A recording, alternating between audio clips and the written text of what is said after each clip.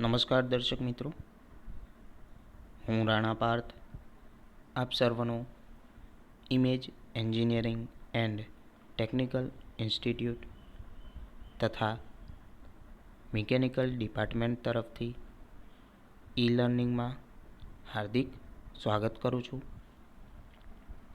મિત્રો, video lecture શરૂ કરતા પહેલાં અમુક સૂચનો છે જેનું અવશ્યપણે પાલન કરવાનું છે. જ્યારે પણ તમે વિડિયો લેક્ચર જુઓ છો ત્યારે તમારી પાસે એક નોટબુક, પેન, ડ્રોઈંગના આવશ્યક સાધનો તથા એક સાયન્ટિફિક કેલ્ક્યુલેટર હોવું જરૂરી છે. તેનું કારણ છે મિત્રો કે જો તમે વિડિયો લેક્ચરની સાથે નોટ્સ બનાવેલી હશે તો એ નોટ્સનો ઉપયોગ તમે રિવિઝન માટે કરી શકો છો. અને બીજો ફાયદો એ છે કે પહેલાં તો તમે વિડીયો જોયો અને પછી નોટ્સ બનાવી, એટલે તે થિયરી કે એક્ઝામ્પલ તમારા માઇન્ડમાં 2 વખત રિપીટ થાય છે. આમ થવાથી તે થિયરી કે એક્ઝામ્પલને યાદ રાખવો સરળ બને છે. મિત્રો, આગળના વિડિયો લેક્ચરમાં એપ્લાઇડ મિકેનિક્સ સબ્જેક્ટમાં ચેપ્ટર નંબર 5 ફ્રિક્શન કે જે 12 માર્ક્સનું વેટેજ ધરાવે છે જીટીયુની એક્ઝામમાં, તેના એક્ઝામ્પલનો અભ્યાસ કર્યો હતો. તો મિત્રો, આજના વિડિયો લેક્ચરમાં આપણે તેવો જ એક બીજી રીતે પૂછાતા એક્ઝામ્પલનો અભ્યાસ કરવાનો છે. દરેક એક્ઝામ્પલ જીટીયુની એક્ઝામમાં પૂછાયેલા જ છે, એટલા માટે ખાસ ધ્યાન આપીને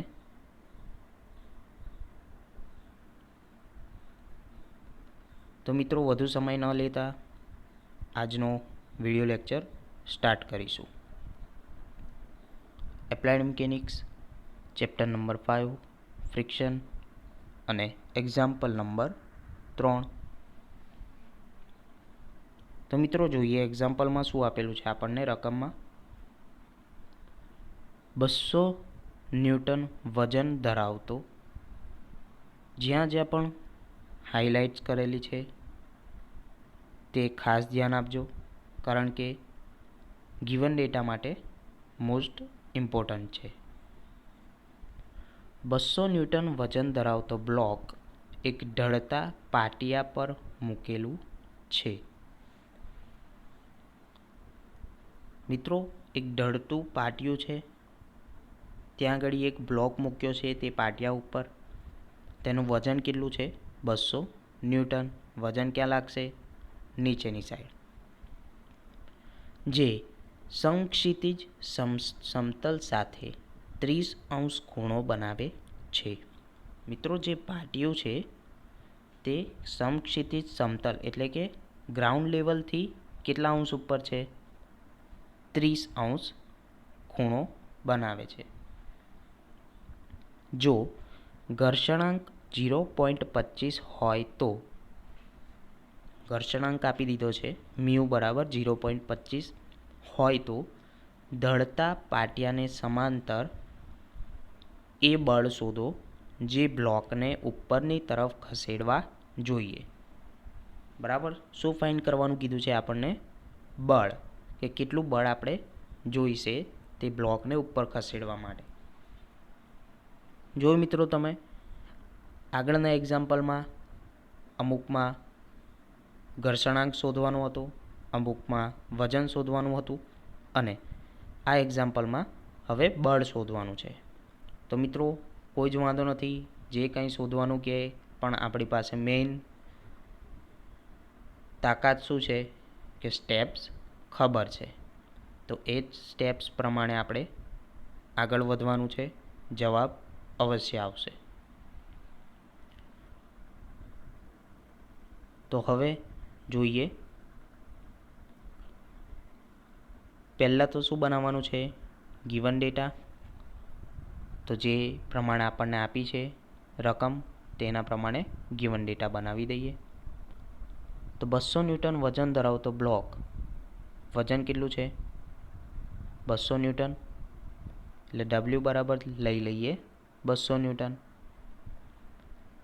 ત્યારબાદ જોઈએ તો સમક્ષિતિજ સમતલ સાથે 30° ખૂણો બનાવે છે. હવે ખૂણો આપ્યો છે એટલે આલ્ફા બરાબર લઈ લઈએ 30°. હવે આગળ વધીએ તો ઘર્ષણાંક 0.25 છે, તો મ્યુ બરાબર કેટલો લેવાનો આપણે 0.25. અને ફાઇન્ડ શું કરવાનું કીધું છે, બળ શોધો. એટલે શું ફાઇન્ડ કરીશું આપણે, પી બરાબર ફાઇન્ડ કરવાનું છે. થઈ ગયું મિત્રો, આ થઈ ગયું ગિવન ડેટા. હવે નેક્સ્ટ સ્ટેપ કયું હતું કે જે રકમ આપી છે તેના ઉપરથી આકૃતિ બનાવવાની છે. તો એ જોઈ લઈએ. 200 ન્યૂટન વજન ધરાવતા બ્લોક એક ઢળતા પાટિયા પર મૂકેલું છે.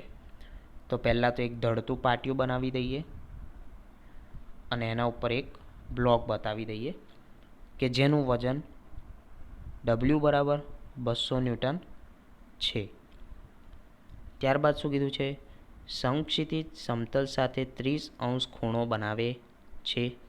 તો અહીંયા ખૂણો એંગલ બતાવી દઈએ 30°. બરાબર. હવે ઉપરની સાઈડ પી જેટલો ફોર્સ લાગશે, તેની સામેની સાઈડ ફ્રિક્શન, ઉપરની સાઈડ નોર્મલ રિએક્શન. થઈ ગઈ આકૃતિ કમ્પ્લીટ. હવે શું કરીશું, મેન જે ડબલ્યુ હતો ત્રાસો છે તેને એક ઊભો અને એક આડામાં કન્વર્ટ કરીશું. તો જેટલો આ એંગલ થશે એટલો જ અહીંયાનો એંગલ થશે, બંને 30° જ થશે. હવે એ એંગલ જે પણ લાઇનને ઊભી લાઇનને અડેલો હોય તો ત્યાં કોસ લેવાનો, અને જો આડી લાઇનને અડેલો હોય તો ત્યાં કોસ લેવાનો. બરાબર. તો જે એંગલ જે લાઇનને અડેલો હશે ત્યાં કોસ લઈશું અને સામેની સાઈડ સાઇન લઈશું. તો અહીંયા આપણો એંગલ ઊભી લાઇનને અડેલો છે એટલે ત્યાં કોસ આવશે. તો શું થશે, ડબલ્યુ કેટલો છે 200 કોસ અને એંગલ એટલે 200 કોસ 30° થઈ જશે. ખ્યાલ આવે છે કેમનું કર્યું? પહેલાં તો શું કર્યું, જે ડબલ્યુ હતો તેને બે પાર્ટમાં કન્વર્ટ કર્યો, એક તો ઊભો અને એક આડો. અને જે એંગલ છે એ જેની સાથે અડેલો હોય ત્યાં આગળ આપણે કોસ લેવાનો. એટલે અહીંયા જોઈએ તો આ એંગલ ઊભી લાઇનને અડેલો છે તો ત્યાં આપણે કોસ લીધું અને સામેની સાઈડ સાઇન આવશે. તો અહીંયા થઈ જશે 200 કોસ 30, તો સામેની સાઈડ શું રહેશે 200 સાઇન 30°. તો થઈ ગઈ મિત્રો આકૃતિ. ફરીવાર રિપીટ કરું છું મિત્રો કે મેં તમને સમજણ પડે એટલા માટે દરેક સ્ટેપ બાય સ્ટેપમાં આકૃતિ મૂકેલી છે. તમારે દરેક સ્ટેપમાં આકૃતિ દોરવાની જરૂર નથી, ફક્ત આ પહેલી જ આકૃતિ બનાવશો તો ચાલશે. હવે આપણું નેક્સ્ટ સ્ટેપ કયું હતું, આકૃતિ બની ગઈ. હવે સમાંતર બળોને સરખાવવાના છે, એટલે કે હોરિઝોન્ટલ ફોર્સને સરખાવતા. તો અહીંયા આકૃતિમાં જોઈએ આડા ફોર્સ કેટલા લાગે છે. જુઓ, એક તો પી છે અહીંયા, બીજો એફ છે અને ત્રીજો 200 સાઇન 30°. તો આ 3 ફોર્સ છે. હવે મિત્રો એક ક્વેશ્ચન થાય કે આ ડબલ્યુ છે એને કાઉન્ટ નથી કરવાનો? તો ના, કારણ કે આપણે તેને એક વર્ટિકલ અને એક હોરિઝોન્ટલમાં કન્વર્ટ કરી દીધો છે, એટલા માટે એ ડબલ્યુને કાઉન્ટ કરવાનો નથી. ફક્ત તેનો વર્ટિકલ અને હોરિઝોન્ટલ પાર્ટને ગણતરીમાં લઈશું. તો આડા ફોર્સ તો આપણને ખબર પડી ગઈ 3 છે, પણ એને પ્લસ લેવા કે માઇનસ લેવા તે જોઈ લઈએ. તો સૌપ્રથમ પી ફોર્સ આ બાજુ જાય છે, તો જે આ બાજુ જાય છે તેને પ્લસ લેવાના, એટલે આવી જશે પ્લસ પી. હવે એફ, એફ કઈ બાજુ આવે છે? આ બાજુ, ડાબી બાજુ, તો જે ડાબી બાજુ આવે એને માઇનસ લઈએ છે, એટલે અહીંયા આવી જશે માઇનસ એફ. હવે કયો રહ્યો? 230. એ પણ કઈ ડાયરેક્શનમાં આવે છે? આ બાજુ, તો આ બાજુ જે આવે એને માઇનસ લઈએ છે, તો એ પણ આવી જશે માઇનસ 230. ત્રણેય ફોર્સ આવી ગયા. હવે ઇઝ ઇક્વલ ટુ 0. હવે શું કરીશું? 230 છે એને કેલ્સીમાં કરીશું, તો આન્સર મળશે 100. તો પી માઇનસ એફ તો as it is minus 100 is equal to 0. હવે જે માઇનસ 100 છે એને ઇક્વલ ટુની આ બાજુ મોકલી દઈએ, એટલે પ્લસ થઈ જશે. તો આ બાજુ શું મળશે આપણને ઇક્વેશન? તો પી માઇનસ એફ બરાબર 100, કે જે આપણું સમીકરણ નંબર પહેલું થઈ જશે. મિત્રો, કોઈ પણ જાતનું ગભરાવાની જરૂર નથી. પી આપે કે ના આપે, એફ આપે કે ના આપે, આપણે આપણા સ્ટેપ પ્રમાણે આગળ વધવાનું છે. જ્યાં સુધી પહોંચો ત્યાં આગળ સમીકરણ નંબર 1 આપી દેવાનું. હવે નેક્સ્ટ સ્ટેપ કયું હતું? અત્યારે તો આડા ફોર્સને આપણે સરખાયા. હવે નેક્સ્ટ સ્ટેપ ઊભા ફોર્સને સરખાવવાના, એટલે લંબ બળોને સરખાવતા. તો એ જોઈ લઈએ. તો અહીંયા આકૃતિ આપેલી છે, એમાં જોઈએ તો ઊભા ફોર્સ કેટલા છે મિત્રો? જોઈએ, એક તો RN અને બીજો 200 cos 30 ડિગ્રી, બરાબર. તો આ બે જ ઊભા ફોર્સ છે.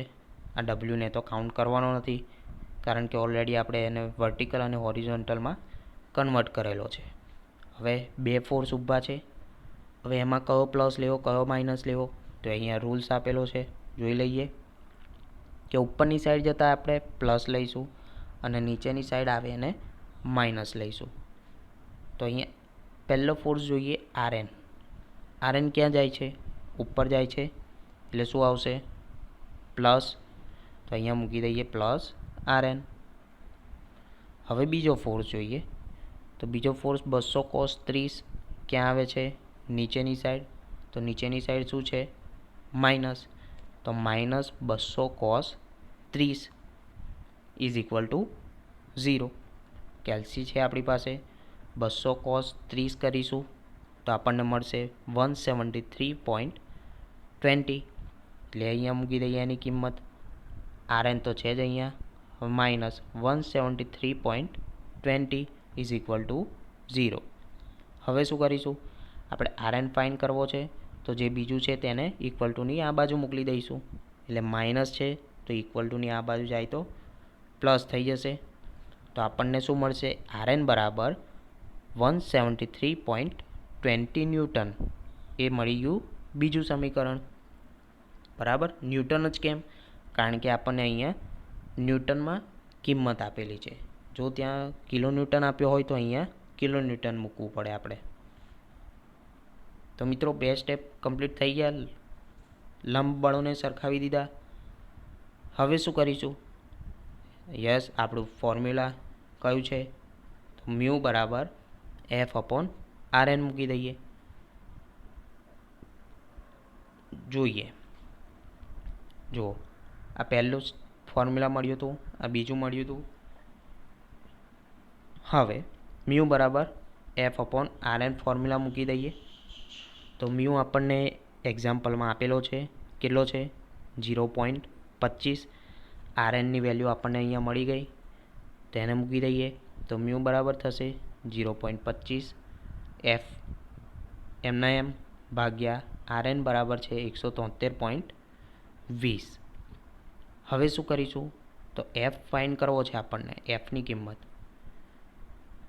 તો જે છેદમાં છે તેને ઇક્વલ ટુની આ બાજુ મોકલી દઈશું. એટલે છેદમાં છે એટલે ભાગાકારમાં છે, તો ઇક્વલ ટુની આ બાજુ જાય તો ગુણાકારમાં જતું રહેશે. તો અહીંયા શું મળશે? 0.25 ગુણ્યા 173.20 બરાબર F. તો Fની વેલ્યુ મળે છે 43.3 ન્યૂટન. એને આપણે આપી દઈશું સમીકરણ નંબર 3. તો હવે શું કરીશું મિત્રો, આપણને એફની કિંમત મળી તો પહેલાં સમીકરણમાં એફ મૂકી દેવાનો છે. ખ્યાલ આવે છે? શું કર્યું? મ્યુનું સૂત્રથી આપણને કોની કિંમત મળી? એફની. તો આપણું પહેલું સમીકરણ જે છે પી માઇનસ એફ બરાબર 100. તો એમાં એફની કિંમત મૂકી દઈશું એટલે આપણને પીની કિંમત મળી જશે. તો હવે મૂકી દઈએ સમીકરણ નંબર 3ની કિંમત સમીકરણ 1માં મૂકતા. તો સમીકરણ 1 છે આપણી પાસે પી માઇનસ એફ બરાબર 100. હવે એફ મળ્યો છે 43.3. તો પી ફાઇન કરવાનો છે એટલે as it is minus F બરાબર છે 43.3 ઇઝ ઇક્વલ ટુ 100. હવે શું કરીશું, પી ફાઇન કરવો છે એટલે જે બાકી હોય તેને ઇક્વલ ટુની આ બાજુ મોકલી દઈશું. તો માઇનસ 43.3 છે ઇક્વલ ટુની આ બાજુ જશે એટલે પ્લસ થઈ જશે. તો શું મળશે? પી બરાબર 100 તો છે જ અહીંયા. હવે આ આમ ગયા એટલે પ્લસ થઈ જશે એટલે 100 પ્લસ 43.3. તો આપણને પીની વેલ્યુ મળે છે 143.3 ન્યૂટન. બરાબર. બળ કેટલું મળ્યો? 143.3 ન્યૂટન, કે જેને આપણે ઇક્વેશન 4 આપી દઈશું. તો આપણને જે ફાઇન કરવાનું કીધું હતું બળ, એટલું બળ મળી ગયું છે. તો અહીંયા મિત્રો આપણો એક્ઝામ્પલ સમાપ્ત થાય છે. મિત્રો આ હતો સંપૂર્ણ એક્ઝામ્પલ. કોઈ પણ રીતે ગભરાવાની જરૂર નથી. કોઈની વેલ્યુ ન આપી હોય તો કંઈ વાંધો નહીં, જેટલું આપ્યું હોય તેને સમીકરણ આપતા જાઓ. આગળ જેમ જેમ સ્ટેપ્સ વધશો તેમ તેમ સોલ્યુશન મળી જશે. તો આવા 3-4 સ્ટેપના એક્ઝામ્પલ છે. તો દરેકે શાંતિથી યાદ કરી લેવાના છે. ખાલી સ્ટેપ્સ મિત્રો આવડતા હશે તમને તો કોઈ પણ એક્ઝામ્પલ તમે આરામથી ગણી શકશો. તો આખા વિડીયો લેક્ચર દરમિયાન કોઈ પણ ક્વેરી હોય, કોઈ ક્વેશ્ચન હોય તો તમે મને પૂછી શકો છો. આવા નવા વિડીયો સાથે આપણે ફરીથી મળતા રહીશું. Take care. Thank you for watching.